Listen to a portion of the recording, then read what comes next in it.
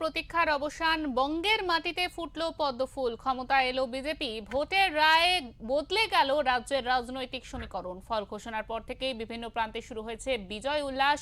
নতুন সরকারের উন্নয়নের দিকে এখন তাকিয়ে সাধারণ মানুষ। বিধানসভা নির্বাচনের বিপুল ভোটে জয়ের পর বিজয় উল্লাসে মাতলেন 217 রামনগর বিধানসভার বিজেপি নেতা কর্মীরা।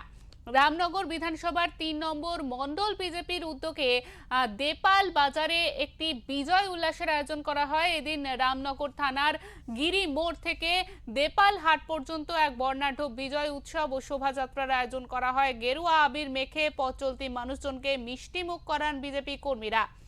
দোকানদার থেকে শুরু করে সাধারণ মানুষের হাতে মিষ্টি তুলে দিয়ে রাজ্যের পাশাপাশি রামনগর বিধানসভার বিজেপি প্রার্থী তথা বিশিষ্ট শিক্ষাবিদ চন্দ্রশেখর মণ্ডলকে জয় করার জন্য সাধারণ মানুষকে ধন্যবাদ জানান তারা।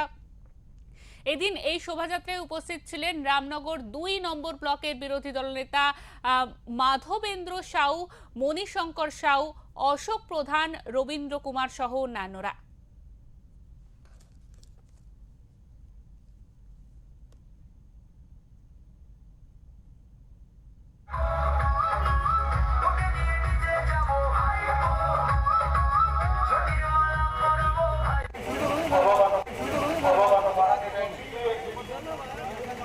পথে সমস্ত ভারতীয় জনতা পার্টির কর্মী সাধারণ ভোটাররা নেমেছে। এটা মানুষের স্বতঃস্ফূর্ত উচ্ছ্বাস, মানুষের এটা স্বতঃস্ফূর্ত জয়। এই জয় নরেন্দ্র মোদীজির জয়, এই জয় অমিত শাহজির জয়, এই জয় নীতিন নবীনজির জয়। সর্বোপরি এই জয় হচ্ছে পশ্চিমবঙ্গ রাজ্য বিরোধী দলনেতা পরম সম্মানীয় শুভেন্দু অধিকারীর জয়।